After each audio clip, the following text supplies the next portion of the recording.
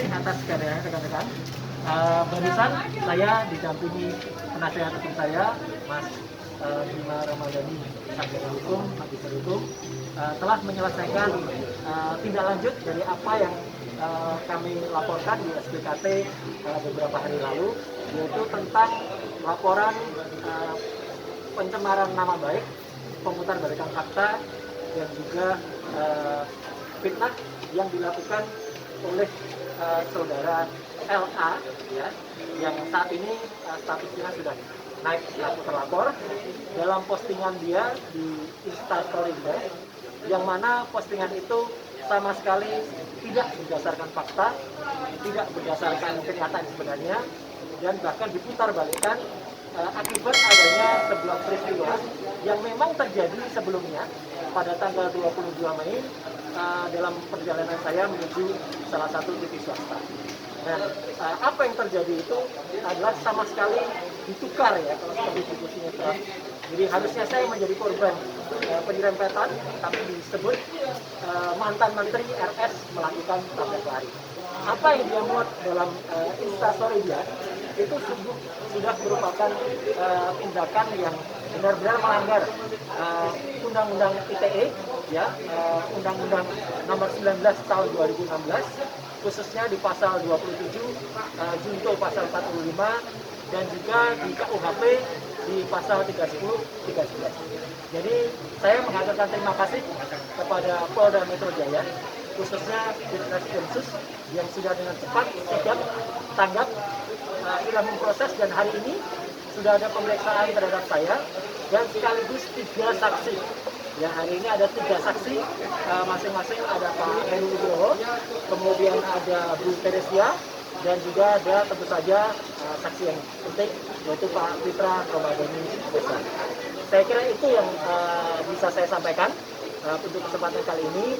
Dan sebelum kita menjawab pertanyaan, saya berikan kesempatan dulu untuk Pak Fitra untuk menyampaikan mungkin yang lebih teknis lagi dari apa yang tadi sudah diperiksa di dalam. Silakan. Ya.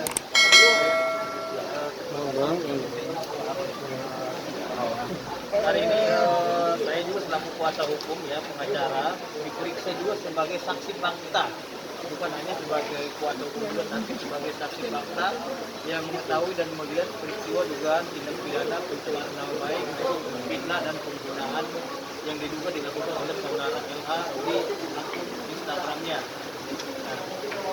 Nah, saya telah diperiksa ada 23 pertanyaan, nanti masalah materinya biar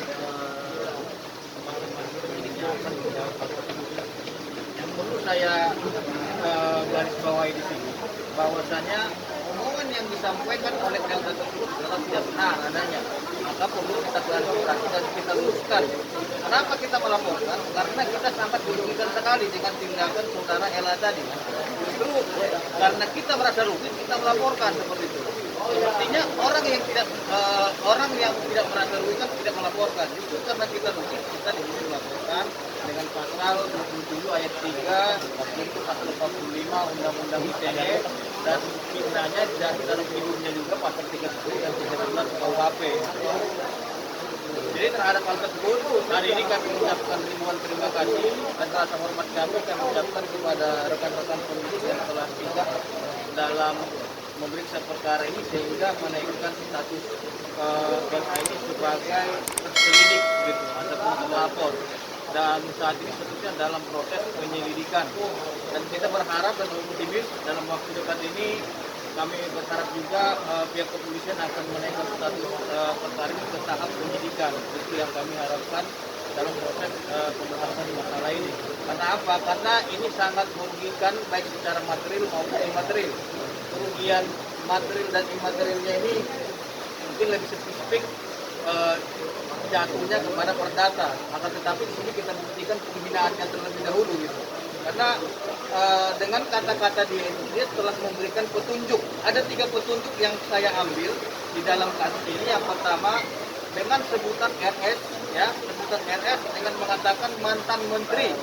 Nah, itu telah memberikan petunjuk bahwasanya tujuan itu ke Mas Roy Suryo.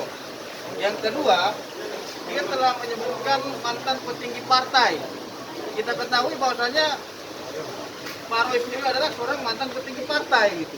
Terus yang ketiga, yang lebih akurat lagi pembuktiannya itu adalah peristiwanya itu. Dia menceritakan di situ gitu dengan memposting mobilnya Pak Roy Suryo.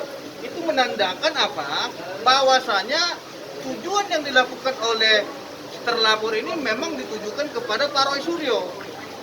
Gitu. Yang dibuktikan dengan aksi insiden yang terjadi pada tanggal 22 tadi gitu. Yang kebenarannya juga malah dipertanyakan.